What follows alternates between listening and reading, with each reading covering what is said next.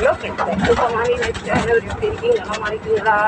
நான் எப்போவும் நடந்தான் போவேன். இன்னைக்கு காசு எடுக்கணும். அதனால வண்டியை பிடிச்சா வண்டி ஏன் நேரத்துக்கு நின்று ஓடுது. அவரையும் சொல்லி குத்தே இல்லை. அவர் சொல்ல மழைனால என்னோட வண்டியோட இன்ஜின் கொஞ்சம் பாதிப்பாயிட்டுன்னு சொல்கிறாரு.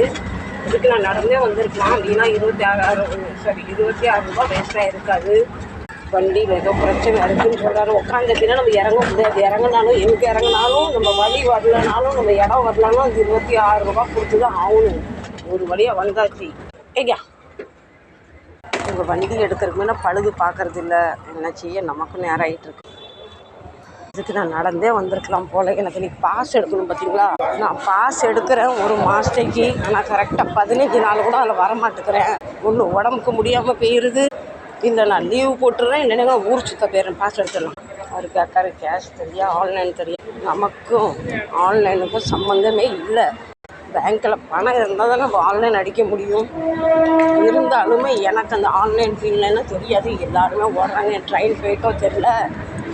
டிக்கெட் எடுக்காமல் நிறைய பேர் மாட்டியிருக்காங்க. என்றைக்கு நம்ம கையில் டிக்கெட்டு பாஸ் இருக்காங்க பார்த்தீங்கன்னா அன்றைக்கி கரெக்டாக நம்மளை வச்சு செஞ்சுருவாங்க. ஆனால் ஆண்டவன் முடிஞ்சது இது வரைக்கும் அப்படி மாட்டலை. பயங்கர செக்கிங் நடக்கும். என்ன பிரயோஜனம்? ஆட்டோவில் 26 ரூபா வேஸ்ட்டாக போச்சு. வண்டி வேறு இடையில நின்று போச்சு. பாஸ் எடுத்தாச்சு, நம்ம ட்ரெயினும் போயாச்சு.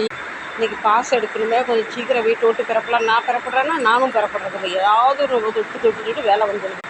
இந்த முறை நான் பாஸ் எடுத்து போன முறை எடுத்த பார்த்தீங்களா, 17 நாள் லீவு. குஜராத் சுற்றி பாயாக்க போயாச்சு. ஒரு 8-10 நாள் உடம்பு சரியில்லை. ஆனால் ஒரு டிக்கெட் எடுக்க போனால் தினமும் கூட்டமாக இருக்குது. ஒரு டிக்கெட் 10 ரூபா தான். ஒரு பாஸ் 150 ரூபா தான்.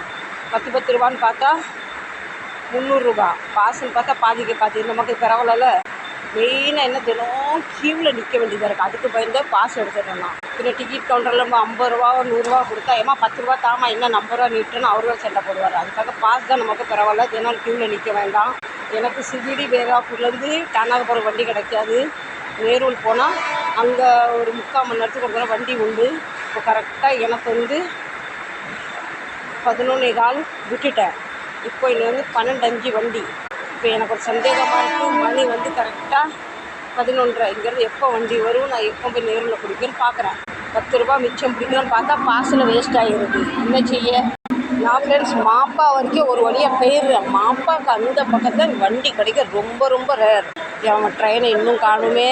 இப்போ நமக்கு நேரூல் ட்ரெயின் வந்துட்டு, வாங்க நம்ம நேரூல் போகலாம். வாங்க, நமக்கு நேரூல் ட்ரெயின் கிடச்சிட்டு அப்பா ஒரு வழியாக 12:05 வண்டி கிடச்சிட்டு. 1 மணிக்கெலாம் கடைக்கு போயிடும்.